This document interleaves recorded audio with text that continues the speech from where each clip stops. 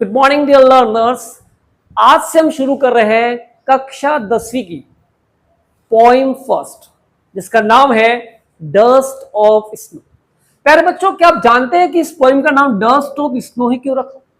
ऐसा क्या भाव छुपा हुआ है जो इस टाइटल के अंदर दिया हुआ है? आइए सीखते हैं। आप सभी जानते हैं स्नो का मतलब, स्नो बोलो, स्नो स्नो का मतलब होता है बर्फ। क्या होती है? बर्फ। पानी जब जम जाता है तो बन जाता है बर्फ। और यहां लिखा है डस्ट। डस्ट का मतलब होता है धूल के कण। क्या होता है? अभी भी आपने कोई झाड़ू करते हैं ना, उठते हैं कण, वो धूल के कण। तो यहाँ इस पोइम का टाइटल दिया हुआ है कि बर्फ के छोटे छोटे कण। बोलो, बर्फ के छोटे छोटे कण। एक बार फिर से, इसको लिखने वाले पोइट का नाम क्या है? Robert Frost. और जब भी कोई व्यक्ति पोइम लिखता है उसको क्या बोलते हैं? पोइट। क्या बोलते हैं? और ये क्या है? पोएम। क्या है ये? बोलो, पोएम। तो क्या नाम है? Dust of snow. और लिखने वाले का नाम क्या है? Robert Frost. फिर से बोलो, रॉबर्ट फ्रॉस्ट। अब रॉबर्ट फ्रॉस्ट ने इस पोइम को लिखा और इस पोइम का नाम क्या है? बर्फ के छोटे छोटे कण। और जब भी कोई पोइम लिखी जाती है, उस पोइम को लिखने के पीछे बहुत बड़ा उद्देश्य होता है। क्या आप जानते हो डस्ट ऑफ स्नो का, इस पोइम को लिखने का उद्देश्य क्या है? इसके पहले हम पोइम को पढ़ेंगे। मेरे साथ बोलना, the way a crow Shuk down on me, the dust of snow from a hemlock tree has given my heart a change of mood and saved some part of a day I had viewed. फिर से, the way a crow shook down on me, the dust of snow from a hemlock tree has given my heart a change of mood and saved some part of a day I had viewed। और last में full stop लगा, पहले लगा नहीं है। इस poem में मैं शॉर्ट में बताना चाहता हूं कि एक पोइट है। क्या है? और पोइट वो तनाव में है, डिप्रेस्ड में। तो वो एक हैमलेट ट्री के नीचे बैठता है। हैमलेट ट्री के नीचे इसलिए बैठता है, उसको तनाव होता है, इसलिए वो हैमलेट ट्री के नीचे बैठता है। कुछ ही समय के बाद उस ट्री पर आकर के क्या बैठता है? कौवा। क्या बैठता है? जैसे ये ट्री है, पोइट यहां बैठा हुआ और उसकी यहां से आकर कौवा बैठा। कौन बैठा? और कौवा बैठकर जैसे ही शुक किया अपने पंखों को, फीदर्स को जैसे ही शुक किया, अप डाउन हिलाया ऐसे ऊपर नीचे, तो क्या हुआ? जो डस्ट के छोटे छोटे कण थे वो नीचे गिरे। और कहां पे गिरे? पोइट के सिर पर। कहां गिरे? पोइट के सिर पे। और कुछ ही क्षणों के बाद जो तनाव में था, सैड था, ग्रीप में था जो पोइट, उसका मूड क्या हो गया? चेंज। तो यार डस्ट ऑफ स्नो ने क्या किया? पोइट के मूड को क्या कर दिया? चेंज। यहाँ पर तीन बात, एक तो डस्ट ऑफ स्नो, एक क्रो और एक हैमलॉक ट्री। तो हम जानेंगे इसके बारे में बारीकी में।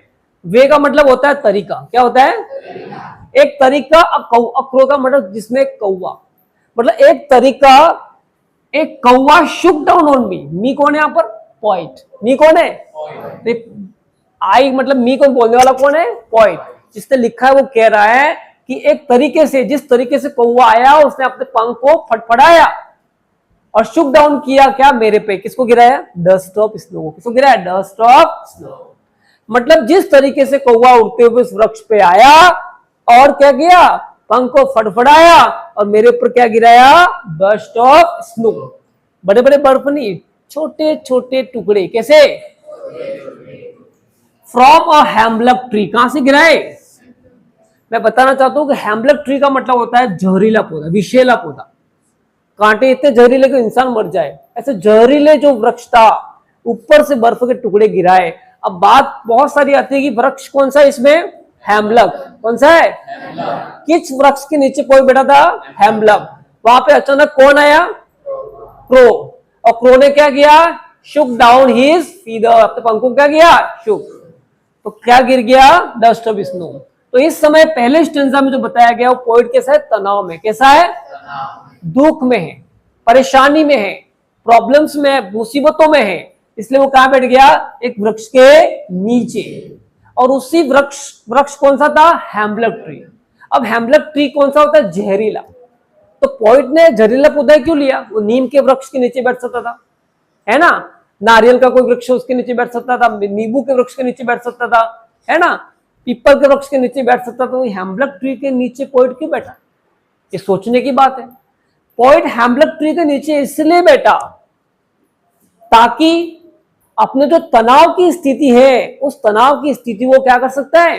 फील कर सके। पोइट हेमलक ट्री के नीचे क्यों बैठा?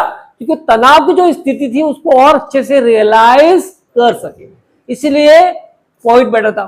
तो कौन सा वृक्ष यहाँ पे? हेमलक tree. Who made the dust of snow fall? किसने गिराई? क्रो ने। या क्रो और हेमलक ट्री जो होता है ना वो नेगेटिविटी के सिंबल है, सोरो के सिंबल है। काला कौवा कोई पसंद करता नहीं है।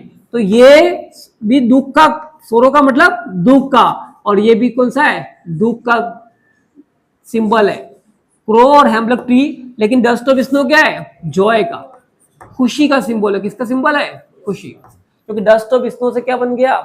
पोइट का माइंड चेंज। फिर देखो, हैज गिवन माई हार्ट। माई कौन है? कवि। हैज गिवन का मतलब गिव देना, मुझे दिया। क्या दिया? माई हार्ट को क्या दिया? Change of mood. मेरे हृदय के मूड को क्या कर दिया? चेंज का मतलब बदल दिया। तो मेरे मूड को बदल दिया। मूड कैसा था पहले? तनाव में। पहले कैसा मूड था बच्चों? तनाव जानते हो ना? दुखी था, तनाव था, है ना? पेनफुल था। तो उसके मूड को चेंज कर दिया। एंड सेव्ड मीन्स बचाया। लिखा नहीं है पे? सेव्ड का मतलब होता है बचाया। जैसे मैं लिख देता हूं, सेव्ड का मतलब होता है बचाया। क्या बचाया? सेव्ड का मतलब बचाया। क्या बचाया?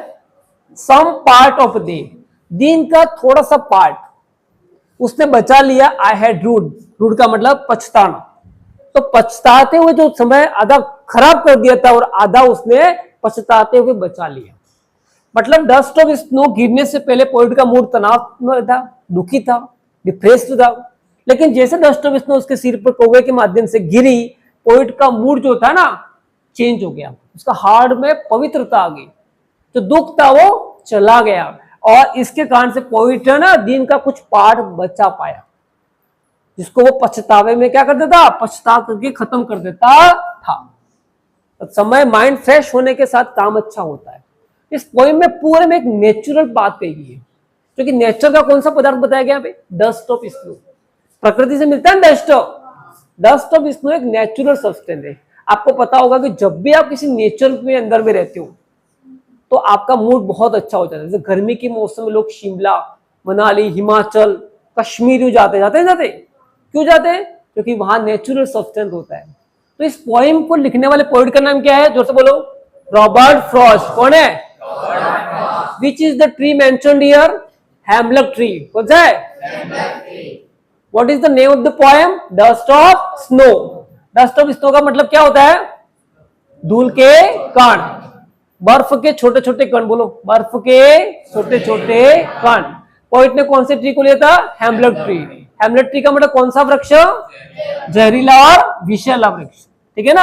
और हेमलक ट्री एंड क्रो क्या सिंबलाइज करते हैं? सोरो। मतलब ये दुख के सिंबल है। कौन से? हेमलक ट्री और क्रो। इससे नेगेटिविटी आती है। लेकिन क्रोज ने एक पॉजिटिव काम करते हुए क्या गिराया? Dust of snow. तो dust of snow represent joy. बोलो, जॉय, हैप्पीनेस, पॉजिटिविटी। मैं लिख रहा हूं यहां पर। तो यहां पर डस्ट ऑफ स्नो क्या रिप्रेजेंट करता है? तो जॉय, दूसरा हैप्पीनेस, और तीसरा क्या आता है? पॉजिटिविटी। POSITIVITY, positivity. और ये हेमलक ट्री और क्रो और हेमलक ट्री क्या रिप्रेजेंट करते हैं? क्रो और हेमलक ट्री, बोलो, सोरो, पेन, वरीड कंडीशन, या पर नेगेटिव बात भी कह सकते हैं, यानी GATIVE, नेगेटिव होता है, इसको नीचे बैठने पर नेगेटिविटी आता है। हु इज मी और माई हियर, मी और माई कौन है यहाँ पे? पोइट। कौन है? पोइट का नाम क्या है? Robert Frost. इस पोएम की थीम क्या है? बोलो। Some sudden and natural substance as dust of snow, यहां पे आएगा सम सडन एंड स्मॉल,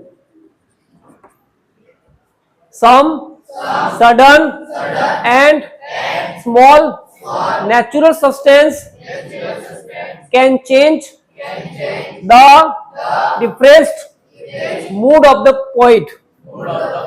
बोलो। some small and sudden natural substance can change the mood of the poet.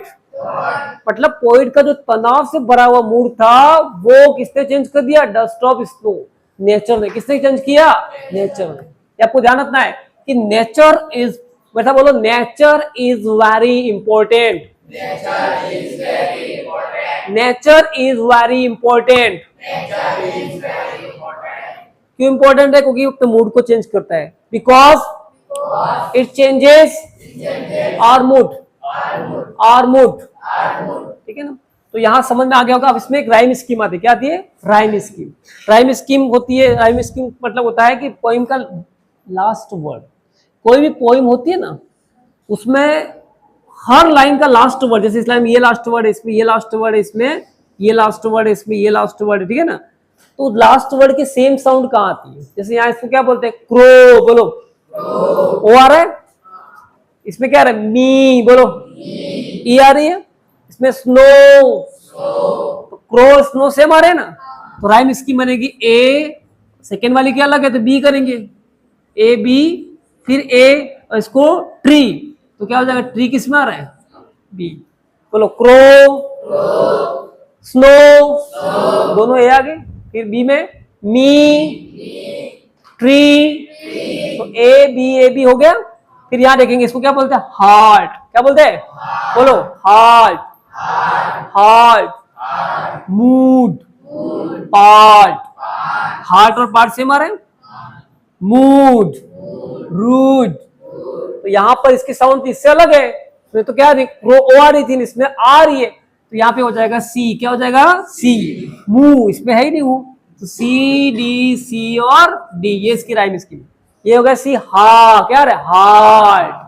मू दोनों अलग है, इससे भी अलग है, तो अगली साउंड देंगे सी होगी और डी होगी। पार्ट इसके बरोबर है, तो सी। Mood, rude. तो ये राइम स्कीम पोइम, जो भी पोइम होती है उसका अंतिम लेटर होता है। एक होता है अलिटरेशन। अलिटरेशन में जो होता है ना, वो रिपीटेशन होता है, जिसमें कोई शब्द बार बार आते हैं, जैसे कि यहाँ पर एच और एच रिपीट हो रहा है। अलिटरेशन का मतलब होता है कि जब भी कंसोनेंट साउंड हैविंग लेटर बार बार आता है तब वह अलिटरेशन होगा। जैसे यहाँ पर एच और एच रिपीट हो रहा है तो उसको अलिटरेशन कहते हैं। अलिटरेशन, ALLITERATI, अनुप्रास अलंकार। इसका मतलब होता है पुनरावृत्ति किसकी होती है? व्यंजन या कंसोनेंट की। किसकी होती है? एक बार जोरदार ताली हो जाए एक बार। मेरे साथ बोलना।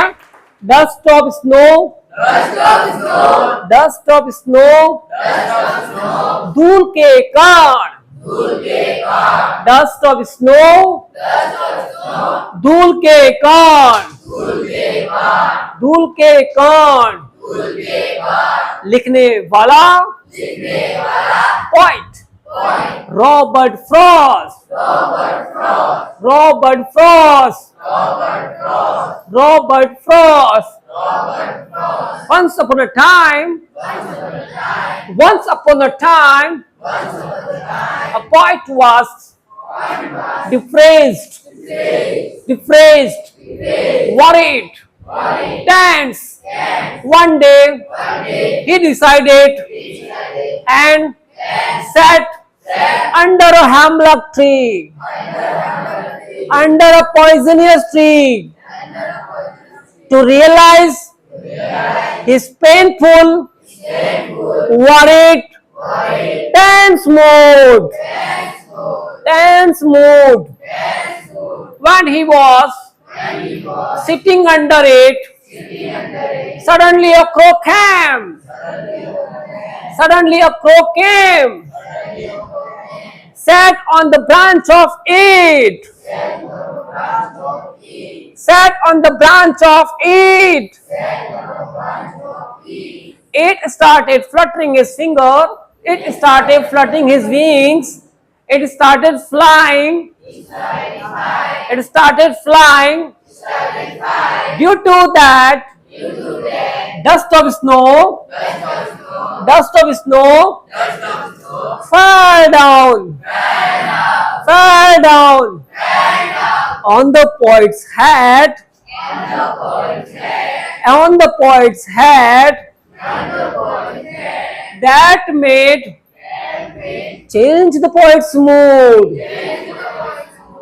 Change the poet's mood. The poet became happy, joyful, energetic, positive. Thank you. But जोरदार ताली हो जाए.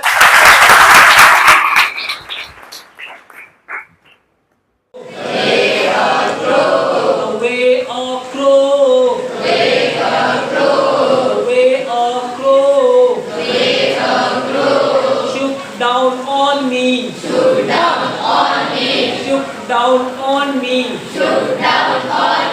Dust of snow. Dust of snow. From a hemlock tree. From a poisonous tree. From a hemlock tree. Has given my heart. Has given my heart. Change of mood.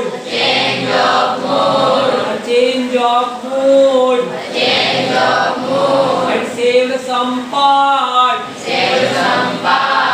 save some part. Of our day. I had rude. The way a crow.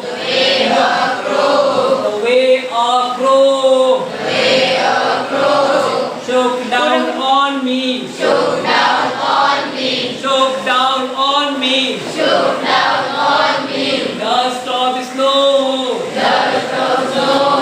Dust of snow. From a hemlock tree.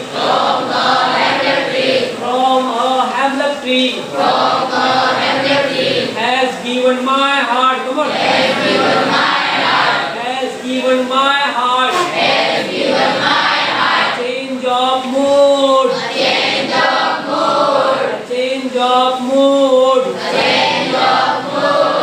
And saved some part.